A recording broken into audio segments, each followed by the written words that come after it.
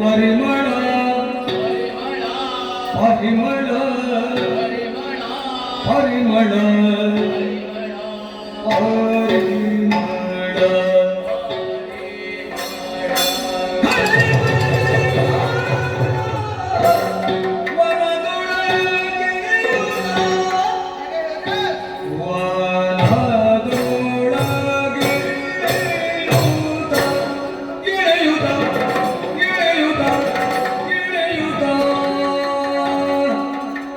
ಇಳಿಯುತ್ತಾ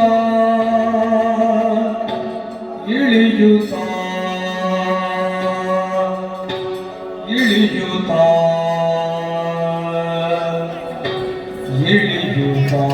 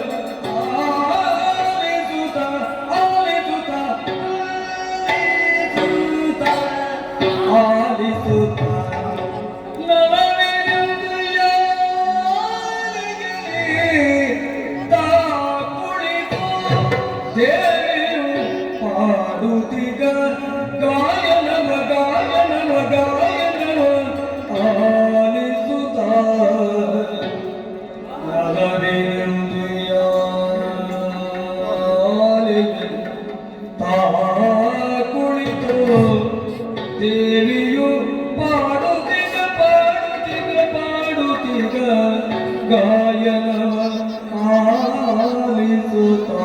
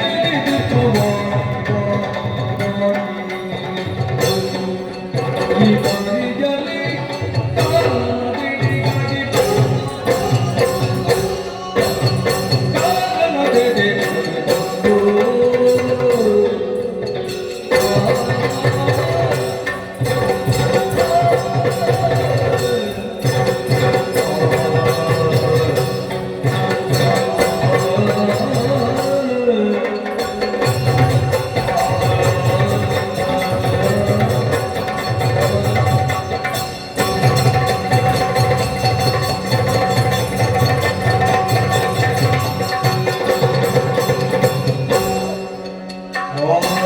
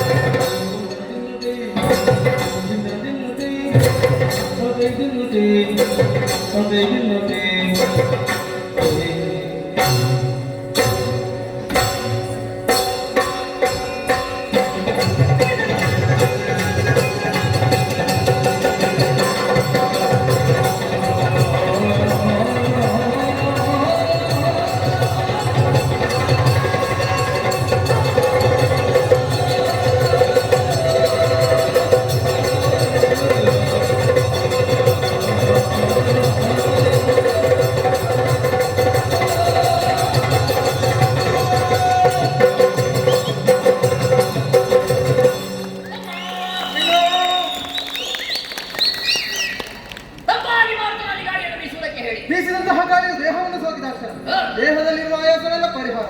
ತಂಪಾದ ಗಾಳಿಯಿಂದ ಮನಸ್ಸಿಗೆ ಒಂದು ರೀತಿಯ ಆನಂದ, ಉಲ್ಲಾಸ, ಉತ್ಸಾಹ, ತನುವಿಗೂ ಒಂದು ರೀತಿಯ ಉತ್ಸಾಹ. ಹೌದಣ್ಣ. ತಮ್ಮ ಈ ಎರಡು ಜೊತೆಯಾಗಿ ಅನುಭವ ಆಗಬೇಕಂತಾನೆ ಕಾರಣ ಏನು? ಬರೇ ಗಾಳಿಯಿಂದ ಇಷ್ಟೆಲ್ಲ ಆದದಲ್ಲ. ತಂಪಾದ ಗಾಳಿಯೊಂದಿಗೆ ಕೇಳಿಸಿದಂತಹ ಇಂಪಾದ ಸ್ವರ. ಈ ಮೊದಲು ಈ ಸ್ವರವನ್ನು ಕೇಳಿದವರಿಲ್ಲ, ಇನ್ನು ಮುಂದಕ್ಕೆ ಕೇಳುತ್ತೇವೋ ಅದು ಗೊತ್ತಿಲ್ಲ. ಆದರೆ ಇಂತಹ ಸ್ವರ ಮಾಧುರ್ಯವುಳ್ಳ ಅಮೃತವನ್ನು ಉಣಿಸಿದಂತಹ ಆ ಸಂಗೀತಗಾರ ಯಾರು ತಮ್ಮ? ಅಣ್ಣ, ಸ್ವರವನ್ನು ಚೆನ್ನಾಗಿ ಕೇಳಿದ ನಂತರ ನಿನ್ನದಾದಂತಹ ಪ್ರಶ್ನೆಗೆ ಸೂಕ್ತವಾದಂತಹ ಉತ್ತರ ನನಗೆ ದೊರೆಯಿತು. ಇದು ಬೇರೆ ಯಾವಲ್ಲ, ಸತ್ಯನಾಗೇಶ ಗಾನಾದಿ ದೇವಿ ಬ್ರಹ್ಮನ ರಾಣಿ ಇಲ್ಲಿ ಒಂದು ಗಾಯನವನ್ನು ಹಾಡ್ತಾ ಇದ್ದಾರೆ. ಅದನ್ನ ಸೃಷ್ಟಿಕರ್ತರು ಸೃಷ್ಟಿಯನ್ನು ಮಾಡುವಂತಹ ಹೊತ್ತಿಗೆ ಆ ಶಾರದೆ ಅವನ ಪಕ್ಕದಲ್ಲಿರಬೇಕು. ಒಂದು ವೇಳೆ ಅವಳಿಲ್ಲದೆ ಹೋದಳಂತಾದ್ರೆ ಸೃಷ್ಟಿಯಲ್ಲಿ ಬಹಳಷ್ಟು ಅಸ್ತವ್ಯಸ್ತವಾಗಿತ್ತು. ಒಮ್ಮೊಮ್ಮೆ ಕಣ್ಣಿದ್ರೆ ಮೂಗಿಲ್ಲ, ಮೂಗಿದ್ರೆ ಬಾಯಿಲ್ಲ, ಬಾಯಿದ್ರೆ ಕೈ ಇಲ್ಲ, ಕೈ ಇದ್ರೆ ಕಾಲಿಲ್ಲ, ದೇಹ ಎಲ್ಲ ಸರಿಗಟ್ಟರೆ ಸರಿ ಇರುವುದಿಲ್ಲ. ಅದು ಮುಖ್ಯವಾಗಿ ಹಾಗಾಗಿ ಬ್ರಹ್ಮನ ಸೃಷ್ಟಿಯಲ್ಲಿ ಇಷ್ಟೆಲ್ಲ ವ್ಯತ್ಯಾಸ ಆಗುವ ಕಾರಣ ಶಾರದೆ ಅವನನ್ನು ತೊರೆದು ಬಂದಿರ್ಲಿಕ್ಕಿಲ್ಲ. ಹಾಗಾದ್ರೆ ಶಾರದಮ್ಮ ಅಲ್ಲ, ಮತ್ತೊಬ್ಬ ಇದ್ದಾರೆ ದೇವಲೋಕದವರು, ಒಳ್ಳೆಯ ಸಂಗೀತಗಾರ, ಕುದುರೆ ಮುಖದ ತುಂಗುರ,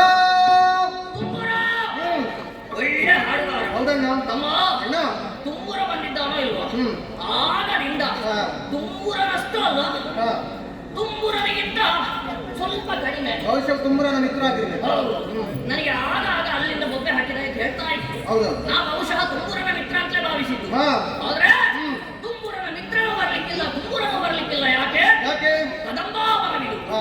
ಈ ಕದಂಬಾವನಕ್ಕೆ ಚಂಡಮುಂಡರು ಬಂದಿದ್ದಾರೆ ಎಂಬ ವಾರ್ತೆಯನ್ನು ತಿಳಿದ ಮೇಲೆ ಹಾ. ಆ ತುಂಬುರ ಬಂದವನು ಓಡಿ ಹೋದನು. ಹಾಗಾದ್ರೆ ಮತ್ತೊಬ್ಬ ಇದ್ದಾನೆ, ಯಾರು? ಬ್ರಹ್ಮಮಾನಸ ಪುತ್ರ. ಆ ನಾರದ ತನ್ನದಾದಂತಹ ಮಹತಿ ಎನ್ನುವಂತಹ ವೀಣೆಯನ್ನು ಹಿಡಿದು ನಿಪ್ಪಾಗಿ ಗಾಯನವನ್ನು ಆಡ್ತಾ ಇದ್ದಾನೆ. ತಮ್ಮ ಹಾ. ನಾರದ ಹಾ. ಪ್ರಪಂಚ ಪರ್ಯಟನೆಯನ್ನು ಮಾಡುವಂತಹ ನಾರದ 3 ಗಳಿಗೆಯಲ್ಲಿ 3 ಲೋಕವನ್ನು ಸಂಚಾರ ಮಾಡಿ ಲಕ್ಷದಿಂದ ಶಾಪ ಆತನಿಗೆ. ಅಂತಹ ಶಾಪವನ್ನು ಪಡೆದಂತಹ ನಾರದ ಒಂದು ವೇಳೆ ಹಾಡುವುದಕ್ಕೆ ತೊಡಗಿದಂತಾದ್ರೆ ಒಂದೇ ಕಡೆಯಿಂದ ಕೇಳ್ತಾ ಇದ್ದಾರೆ, ಸಾಧ್ಯವಿಲ್ಲ. 3 ಕಡೆಯಿಂದ ಕೇಳ್ತಾ ಇದ್ದಾರೆ. ಹಾ. ಒಮ್ಮೆ ಅಲ್ಲಿಂದ, ಮತ್ತೊಮ್ಮೆ ಇಲ್ಲಿಂದ, ಹಾ. ಮಗದೊಮ್ಮೆ ಅಲ್ಲಿಂದ, ನಾಳೆ ಆಚೆ, ಹಾ. ಇವತ್ತು ಇಲ್ಲಿ, ಹಾ. ನಾಡಿದ್ದು ಅಲ್ಲಿ, ಸ್ವಲ್ಪ ದೂರದಲ್ಲಿ. ಹಾಗೆಲ್ಲ ಕೇಳ್ತಾ ಇದ್ದಾರೆ. ಹೌದಣ್ಣ. ಈ ಸ್ವರವನ್ನು ಸರಿಯಾಗಿ ಕೇಳ್ತೀಯಾ? ಶ್ರುತಿ ತಾಳ ಲಯಬದ್ಧವಾಗಿ ಒಂದೇ ಕಡೆಯಿಂದ ಕೇಳುತ್ತಾ ಉಂಟು ಅಂತ ಆದ್ರೆ ಹಾ. ಇಂತಹ ಇಂಪಾದ ಸ್ವರದ ಮೂಲವನ್ನು ಹಿಡಿಯುವ. ಹೇಳಿ. ಸ್ವರವಿಡಿದು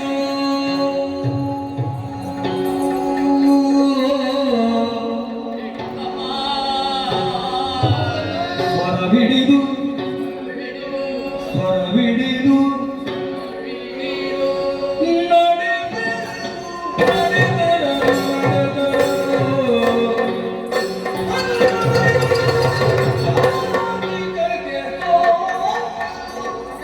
ತನುವಿನ ಪರಿಮಳ ಪರಿಮಳ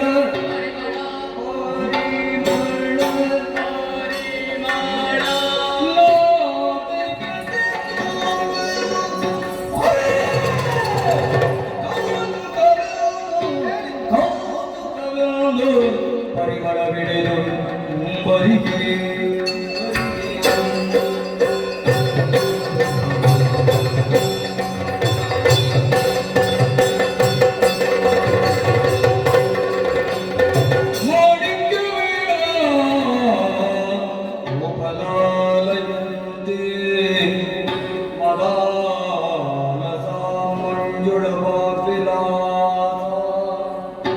ಮಾಹೇಂದ್ರ ನೀಲ ಜೊತೆ ಕೋಮಲಾಗಿ ಮಾತಂಗ ಕನ್ಯಾ ಮನಸಾತ್ಮರಾಮಿ ಮನಸಾತ್ಮರಾಮಿ ಮನಸಾತ್ಮರಾಮಿ ಮುಗಿದಳು ಯಾರಿಲ್ಲ ಸ್ವಾಮಿಗೆ ಮುಗಿದಳು ಯಾರಿಲ್ಲ ಮುಗಿದಳು ಯಾರಿಲ್ಲ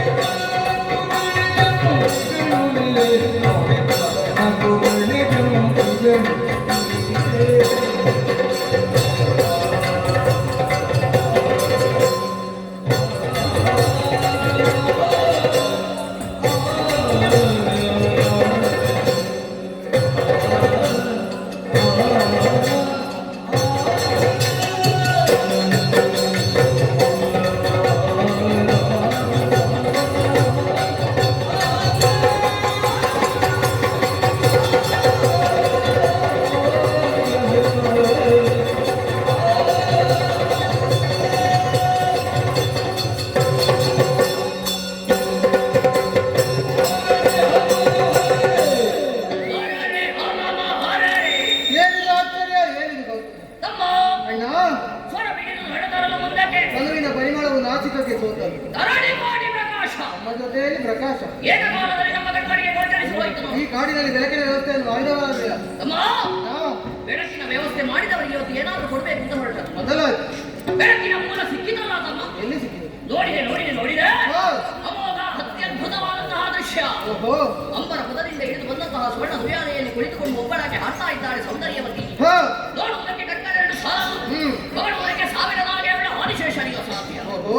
ನೀನು ನೋಡಿಲ್ವ ತಮ್ಮ? ನಾನು ಕಾಣಲಿಲ್ಲ. ಬಾ ಹೀಗೆ. ಎಲ್ಲಿದ್ದಾರೆ? ಬಾ ಹೀಗೆ. ಎಲ್ಲಿದ್ದಾರೆ? ನೋಡುವೆ.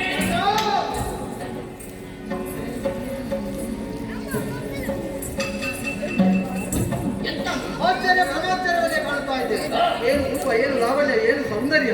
ಆಹಾ, ಇವಳ ಓಜಸ್ಸು ತೇಜಸ್ಸನ್ನು ನೋಡಿದ ಮೇಲೆ ಚೆನ್ನಾಗಿ ಅರ್ಥೈಸಿಕೊಂಡಿದ್ದೇನೆ. ಇವಳು ಇಲ್ಲಿಯವಳಲ್ಲ, ಮತ್ತೆ? ಏನು ಲೋಕದ ಮೇಲೆ ಆಗಿರಬೇಕು. ಅಂಬರದಿಂದ ಮಿಂಚಿನ ಗೊಂಚಲಿ ಧರೆಗೆ ಹೊರಳಿದಂತಹ ರೀತಿಯಲ್ಲಿ ಆಕರ್ಷಣೆ ನನ್ನನ್ನು ಸೆಳೆಯುತ್ತಾ ಉಂಟು. ಅಣ್ಣ, ಇವಳನ್ನು ಹೊಗಳದಿದ್ದಂತಹ ನಾಲಿಗೆತೆಯನ್ನು ಪ್ರಯೋಜನ. ಹೊಗಳಂತೆ ಮಂದಾರ ಪುಷ್ಪವು ಸಿಂಧೂರ ಪ್ರತಿಮೆ, ಗಂಧರ್ವ ಗಾನ ಮಾಡಿ ರಾಣಿಯನ್ನು ಮೆಚ್ಚಿದೆ ನಿನ್ನ. ಮುಂಜಾನೆ ಹೊನ್ನಿನ ಕಿರಣ ಗೊತ್ತಿಟ್ಟ ತಾವರೆ, ನಿನ್ನ ಜಿಂಕೆಯ ಕಣ್ಣನ್ನು ನೋಡಿ ಮನಸಾತು ಹೋದೆ. ಚೈತನ್ಯದ ಪ್ರೇಮಾಂಜಲಿಯ ಸುಮಾಸುಮ, ಗಂಧದ ಪರಿಮಳಕ್ಕಿಂತ ಗಮಾಗಮ, ಸುಮ ಗಮ ಸಮಾಗಮ, ಮಲ್ಲಿಗೆಯ ಮಂಜಿ ನಡುವಿನಲ್ಲಿ ಸಂಪಿಗೆಯ ಸೊಂಪು, ಕರುಳಿನಲ್ಲಿ ಶಶಿವದನದಲ್ಲಿ ಮಾತಾಡ. ಓ ಮಂದಾರ ನಿನ್ನ ಹೆಸರು ಶೃಂಗಾರ, ಓ ಕನಕಾಂಬರಿ, ಓ ನೀಲಾಂಬರಿ ನಿನಗೆ ನೀ ಸರಿ, ಓ ಸೂಜಿ ಮಲ್ಲಿಗೆ, ಓ ಜಾಜಿ ಮಲ್ಲಿಗೆ ನಿನಗೆ ನೀ ಸರಿ. ಕಣ್ಣಲ್ಲಿ ನೋಡು ಕಮಲಾವತಿ, ವರಲಲಿತಾಳು ಪುಷ್ಪಾವತಿ, ವೈವೇಕ ಹೆಣ್ಣು ಮಲ್ಲಿಗೆ, ಓಯಳು ಸುತ್ತು ಮಲ್ಲಿಗೆ, ಪಾರಿಜಾತ ಹೊರಭಾಗ ಸೂರ್ಯಕಾಂತಿ, ಬೆಳಕಾರು ಮುದನೀಡುವ ಗುಲಾಬಿ, ಬೆಳದಿಂಗಳ ಬಾಲೆ, ಮಧುಚಂದ್ರ ಧಾರೆ, ಪ್ರೇಮ ಕಣ್ಣೀರ ಧಾರೆ, ಶ್ರೀಗಂಧದ ಶಿಲ್ಪ, ಸೌಗಂಧದ ಸ್ವಲ್ಪ, ನೀನೊಂದು ಮಣಿಮುತ್ತು ಮಾಲೆ, ಅಮ್ಮರ ಧಾರೆ, ಮಂಜುಳ ಧಾರೆ, ಸುರಿಯುವ ಬಿಂದಿಗೆ ನೀಸಕ್ಕೆ ಯಾರೆ, ಹೂಬಲ್ಲಿ ಬರೆದು ಸುರವರನ್ನು ಈ ಬಲ್ಲಿ ನೆರೆದಿವೆ, ಹಕ್ಕಿಗಳ ಇಂಚರ, ಚಿಲಿಬಿಲಿ ಕಲರವ, ಸುರಸುಂದರಿಯೇ, ಬೋನಮೋಹಿನಿ, ಯಕ್ಷುರೋಹಿಣಿಯೇ, ಸೂರ್ಯಪ್ರಕಾಶಿನಿ, ಚಿಮ್ಮುವ ತಾರುಣ್ಯ, ಹೊಮ್ಮುವ ಲಾವಣ್ಯ, ಭ್ರಮರ ಕುಂತಲ, ಅರ್ಧ ಚಂದಿರ ಪಾಲ, ಕನ್ನಡಿ ಕಪಾಲ, ಕಾಮನ ಬಿಲ್ಲಿನ ಹುಟ್ಟು, ಸಂಪಿಗೆಯ ಮೂಗು, ತೊಂಡೆ ಹಣ್ಣಿನ ತುಟಿ, ಬಲಮುರಿ ಶಂಕರಂದಿರುವ ಕೊರಳು, ಸಿಂಹ ಕಟಿ, ಹಂಸ ಪಾದ, ಹಾವಿನ ಜಡೆ, ಹಂಸದ ನಡೆ, ಬಾಲೆಯ ತೊಡೆ, ನಾಲ್ಕರಿ ಸತಿಯರ ನೂಕಲಿ ಮಡಿಸಿದ ಈಕೆಯ ನೋಡದ ನೇತ್ರಗಳ ಏತಕ್ಕೆ, ಅಡಿಯನ್ನು ಮುಡಿಯನ್ನು ಕಟಿಯನ್ನು ತುಟಿಯನ್ನು, ಯಾವ ದೇವ ಶಿಲ್ಪಿ ಕೊರೆದನೋ ಈ ಚಿಲುವಿಕೆಯ ಚಿಲುವನ್ನು, ಯಾವ ಕಲಾಕಾರ ಬಣ್ಣರಿಸಿದನೋ ನಾನೊಂದೂ ಅರಿಯೆ. ಕಣ್ಣುಗಳು ಕಮಲಗಳಂತೆ, ಮುಂಗುರುಳು ದುಂಡಿಗಳಂತೆ, ನಾಸಿಕವು ಸಂಪಿಗೆಯಂತೆ, ನೀವರಳು ಹೂಬಿರಿದಂತೆ. ಅಣ್ಣ, ಯಾರಿಗಳು ಈ ಕಾರಣಕ್ಕೆ ಬಂದವರು. ಈ ಅಕ್ಷಯ ತುಳಿಸಿದಂತಹ ಈ ಸೌಂದರ್ಯವತಿಯಾದಂತಹ ಚೆಲುವೆಯನ್ನು ನೋಡದಿದ್ದಂತಹ ಕಣ್ಣುಗಳಿತೆಯನ್ನು ಪ್ರಯೋಜನ, ಹೊಗಳದಿದ್ದಂತಹ ನಾಲಿಗೆತೆಯನ್ನು ಪ್ರಯೋಜನ, ಹೊಗಳುವುದಕ್ಕೆ ಸಾವಿರ ನಾಲಿಗೆ ಉಳ್ಳಂತಹ ಆದಿಶೇಷನಿಗೂ ಕಷ್ಟವಾಗಿದೆ.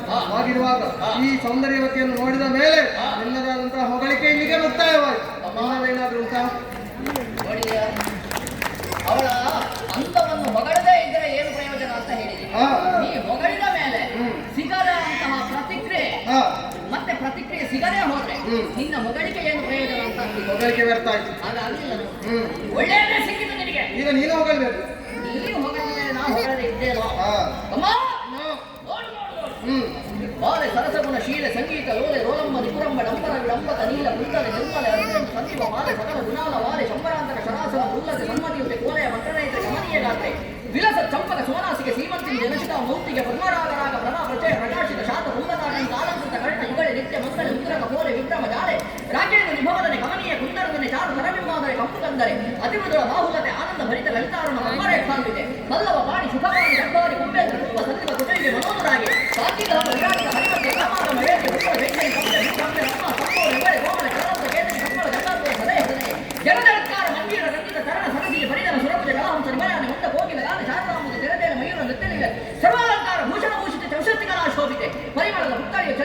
ಎರಕೋ ವಿಟರ ಪುಣ್ಯದ ಪರಿಣತಿಯು ಕಾಮಕರ ಭಾಗ್ಯದ ಕಲ್ಪತರು ಹೊಲವು ಮನಿತರು ಹೊಲವು ಲೋಕ ಸೌಂದರ್ಯದ ಸರ್ಗವು ನಾಕಸುವ ಸಾಕಾರವು ಶಶಿಮುಖದ ಮಸುನಗೆಯ ಬಾಲ ದರ್ಪಣ ಕಪಾಲೆ ಪಂದಕ ಸದೃಶ ಬೇಡ ಶುಕ ವಾಣಿ ಆನಂದ ಕಪ್ಪು ಪೂರ್ಣ ಚಂದ್ರನ ಬೆಪ್ಪು ಇವಳ ಕಣ್ಣದ್ದು ಆಕಾರ ಕಟ್ಟಡ ಶ್ರೀಕಾರದಂತಿರುವುದು ಹೀಗೆ ಸುಂದರ ಸರ್ವ ನಿರಮಣ ಕೋಣೆ ಕಲೆಯ ಪುಷ್ಪಾದಿ ಗುರುತದ ವರ್ಣೆ ಪ್ರಕಾಶದ ದಿಮಾಣಿ ಮಂದಗಮನೆಯ ಮಂದಹಾಸದ ವಿಲಾಸವನ್ನು ಕುಂತ ರಚನೆ ಕುಂತ ನವಯವದ ಸೌಂದರ್ಯ ದತ್ತಮ ವಕ್ರ ಕುಂತಳೆ ವಕ್ರ ಲೋಕನದ ಭಾವದ ಬಗೆಯನ್ನು ಚಂದನ ಸುಗಂಧಿಗೆ ಚಂದ್ರಾಸದ ಸಗಮಂ ಬಂಧು ವಿರುದ್ಧಿಯ ಬಂಧುರದ ಸಿಂಗರವನ್ನು ಏನೆಂದು ಬಲಿಸಬಹುದು ಇವಳ ಕಪ್ಪಾರ ಕೇಶ ಶೃಂಗಾರ ವಳಿತ ವೇಷ ನಾಡಿ ತೋಳ್ಗಳ ಭಾಷ ಮನಸ್ಸಿದೆಂದರೆ ರೋಷ ಚಂದ್ರನೆಂದ ನೀಶ ಆಗಲೆಂದೆ ಸರ್ವನಾಶ ಗೌರವತ್ತಿನ ಹಾರವನ್ನು ತೊಟ್ಟ ಚಂದ್ರಮುಖಿ ಕಾರ ಕತ್ತಗಳ ಅಡಿನ ಲಂಗಿ ಬೆಳಗ್ಗೆ ಕಸ್ತೂರಿಯಂ ಕಟ್ಟಿಗೆ ಕಾಡಿಗೆಯನ್ನು ಬರಲಿ ಹರಿನೀಲಮಣಿ ಭೂಷಣವನ್ನು ಸೇರತಕ್ಕನ್ನು ನೈಜವಾಗಿ ಬೆಳಗಾಗಿ ಬಳಿ ಕೋರ ಧ್ರುವಂ ತೆಗೆದು ಜಡಗಟ್ಟಿ ಬರಮಟ್ಟು ನಿರ್ಗುಣ ಕೋಣ ದರದ ಉರುತರದ ತೋಳ್ಗಳ ಕಪ್ಪು ಗಡ್ಡದ ದನಗಳ ನಯನದ ಸಂಪಗೆ ನಾಶಿಕದ ಗಣದ ಹರಿಯ ಮಧ್ಯದ ಹಂಸದ ಮನದ ಗುರುಗುಜರ ಕರಬಲ್ಲವರು ಸರಸುವಮುಖಿ ಅದರ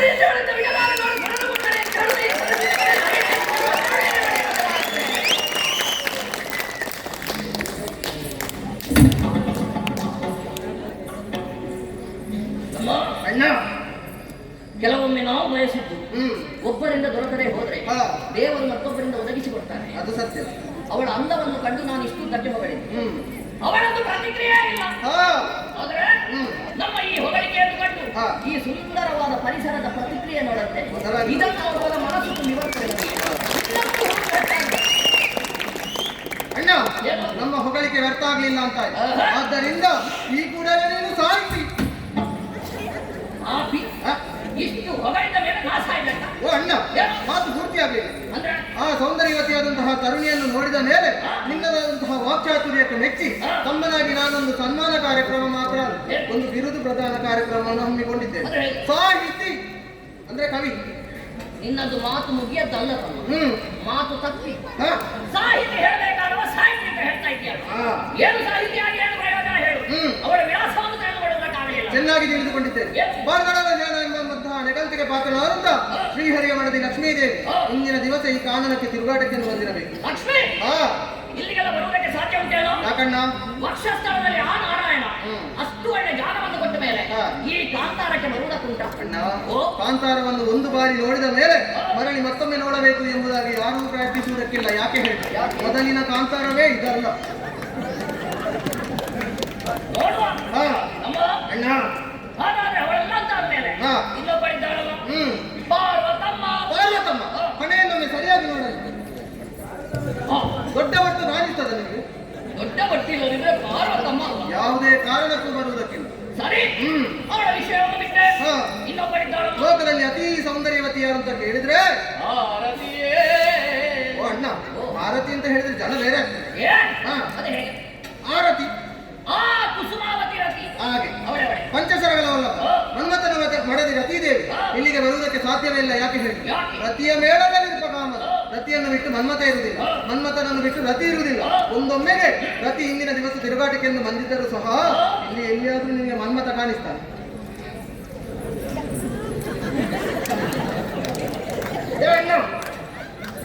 ಮನ್ಮಥ ಬರಲಿಲ್ಲ. ಅದು ಮನ್ಮಥನ ಮಗ ಆಗಿರ್ತದೆ. ಮನ್ಮಥ ಇಲ್ಲ ಅಂತಾರೆ ರತಿಯೂ ಅಲ್ಲ, ಸಾಧ್ಯವೇ ಇಲ್ಲ. ಲಕ್ಷ್ಮಿಯೂ ಇಲ್ಲ, ಪಾರ್ವತಮ್ಮನೂ ಇಲ್ಲ. ಅಲ್ಲವೇ ಯಾರು ಅಲ್ಲ ಅಂತಾದ್ಮೇಲೆ ಇವಳು ಯಾರಾದ್ರೂ ಆಗಿರ್ಬೇಕಲ್ಲ. ಎಲ್ಲಿಗೆ ಹೊರಟದ್ದು ನೀವು? ಹೆಣ್ಣು ಮಕ್ಕಳಲ್ಲಿ ಮಾತನಾಡುವುದು ಅಷ್ಟು ಸುಲಭದ ಕೆಲಸ ಅಂತ ಭಾವಿಸಿದ್ಯಾ? ಕಾಲಿಡುವ ಮೊದಲು ಕಂಡಿರಬೇಕಂದ್ರೆ ಬ್ರಹ್ಮದೇವ ಕೊಟ್ಟಿದ್ದಾನೆ ವರ. ಚಂದ್ರಮುಂಡರು ನೀವು ಅಖಂಡ ಬ್ರಹ್ಮಚಾರಿಗಳು. ಒಂದೊಮ್ಮೆಗೆ ಬ್ರಹ್ಮಚರ್ಯವನ್ನು ತೊರೆದು ಹೆಣ್ಣಿನ ಮೋಹಕ್ಕೆ ಮರ್ಯಾದೆ ಅಂತಾದ್ರೆ ಅಂದೇ ನಿಮ್ಮ ಮರಣ.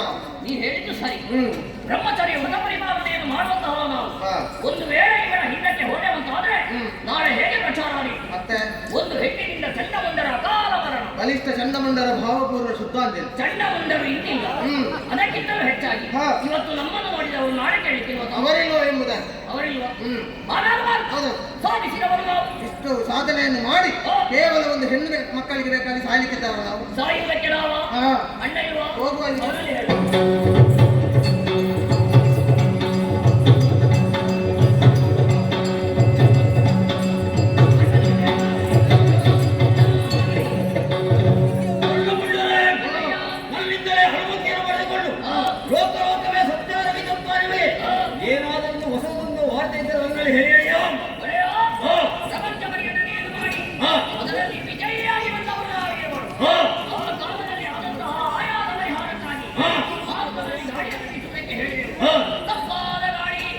ಇಂಪಾದ ಸ್ವರ ಒಂದು ಆಶ್ಚರ್ಯ ಏನು ಸ್ವರ ಹಿಡಿದು ಮುಂದುವರೆದು ಹೋಗ ಸುಂದರದಿಂದ ಕುಮ್ಮಿಣಿಗೆ ನಂತರ ಸುಂದರದಿಯಾಗಿ ಸುಂದರವಾದಂತಹ ತಲೆಯನ್ನು ಕುಳಿತು ಹೀಗಾಗಿ ಗಾಯನವನ್ನು ಹಾಡ್ತಾ ಇದ್ದಾರೆ. ಆಕೆಯನ್ನು ನೋಡಿದ ಮೇಲೆ ಮನದಲ್ಲಿ ನಾವೊಂದು ಉದ್ಧಾರಕ್ಕೆ ಬಂದಿದ್ದೇವೆ. ಲೋಕದ ಅಧಿಪತಿ ಕುಂಭ, ಅಸುರ ಕುಲ ಬಿಂಬ, ತರುಣಿಯನ್ನು ಮದುವೆ ಆಗುತ್ತದೆ.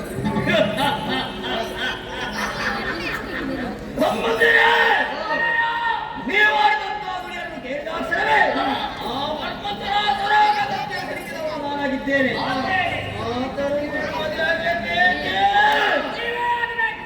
ಆದರೆ ಈ ಸ್ವಲ್ಪ ವಿಶ್ರಾಂತಿಯನ್ನು ಪಡೆಯಿರಿ. ಇದರ ಬಗ್ಗೆ ನಾನು ವಿಚಾರಿಸ್ತೇನೆ. ಯಾರಲ್ಲಿ ಸುಖಿಯವರೆಗೆ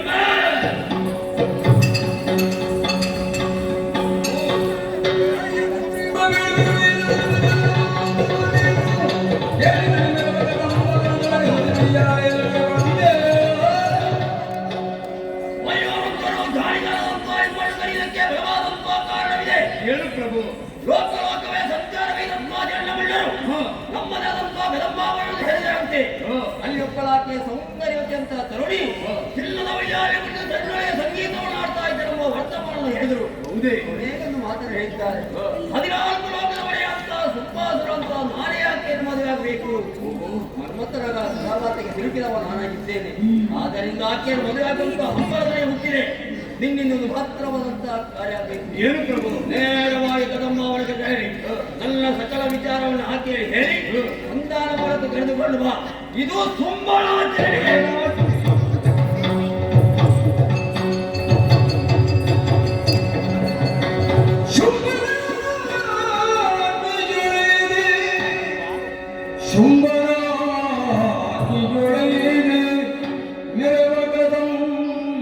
ವನವನೇ ಪೂಗುತ್ತ ಕದಂಬವನವನೇ ಪೂಗುತ್ತ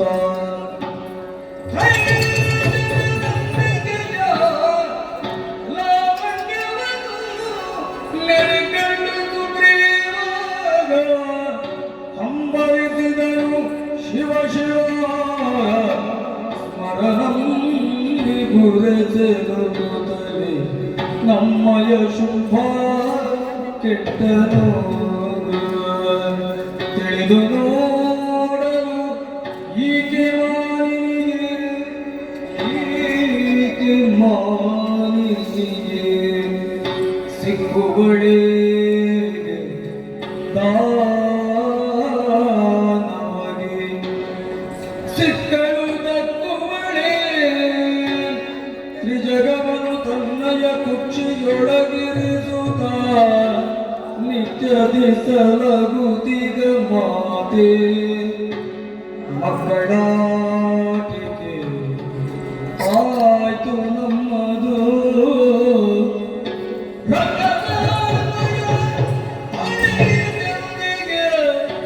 ಮಿಕ್ಕ ಮಾತೇನು ಒಡೆಯನ ಆಜ್ಞೆ ಯಮಗೆ ಮಾನ್ಯವನ ಒಡೆಯನ ಆಜ್ಞೆ ಯಮಗೆ ಮಾನ್ಯವನ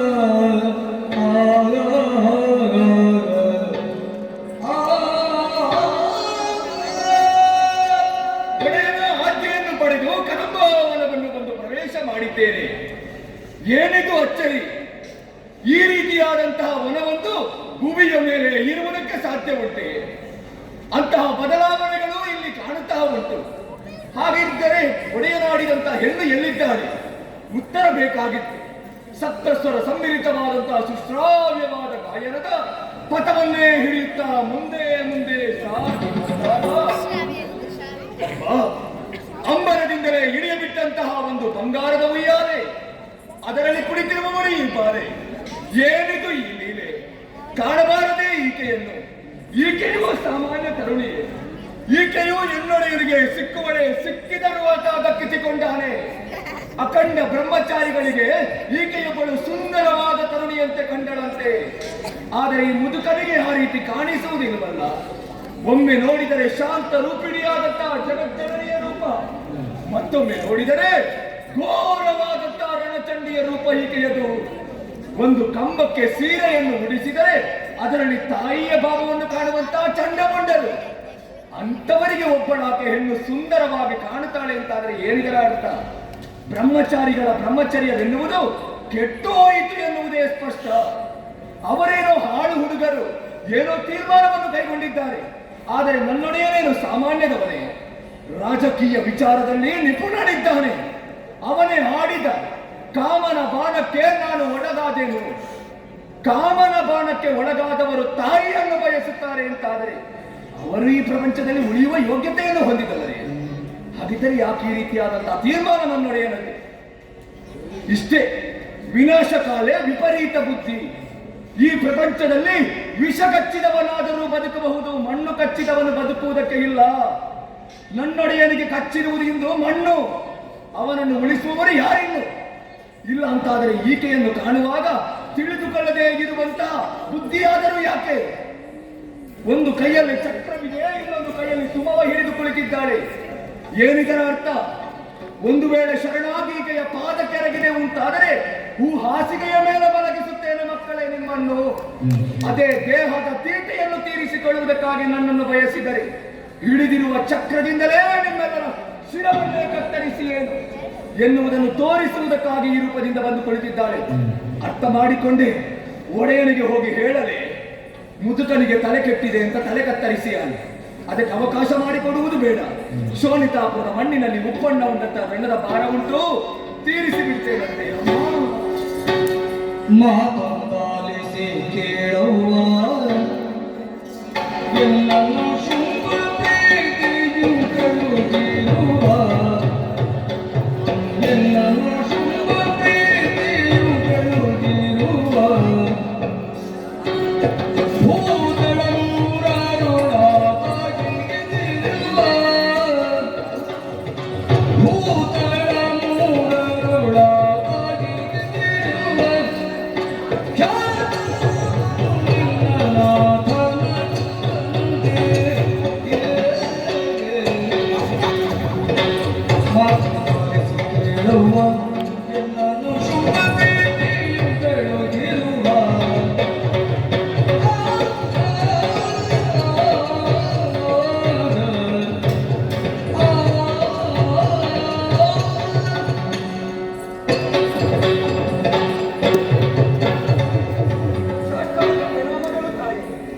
ನಾನು ಶುಂಭನ ಅಮಾತ್ಯ ಸುಗ್ರೀವನನ್ನು ನನ್ನ ಹೆಸರಮ್ಮ.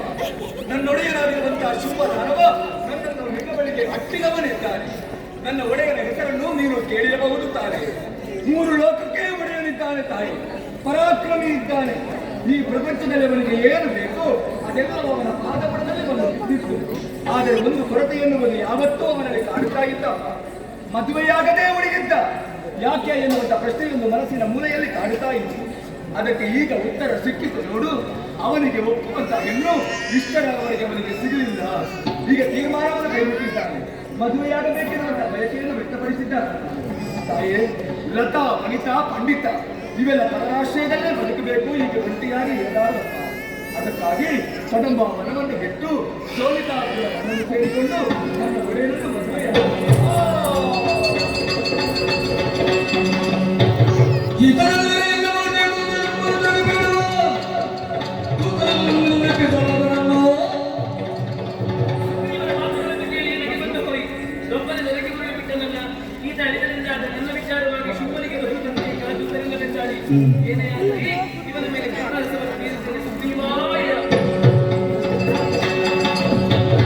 ಖದಿಯಗೊಳ್ಳದಿರನ್ನ ಸಾಗೋ ಶುಭಾಗ್ಯನಾದಂತೆ ನಗಗೇನೆ, ಶುಭಾಗ್ಯನಾದಂತೆ ನಗಗೇನೆ. ಮತಿಶೂನ್ಯನ ಮತಿಶೂನ್ಯನ ಮತಿಶೂನ್ಯನ ಮಮ ನರಿವೇರೆ ನಾದಿಯ ಅನು ನಾದಿಯ ಅನು.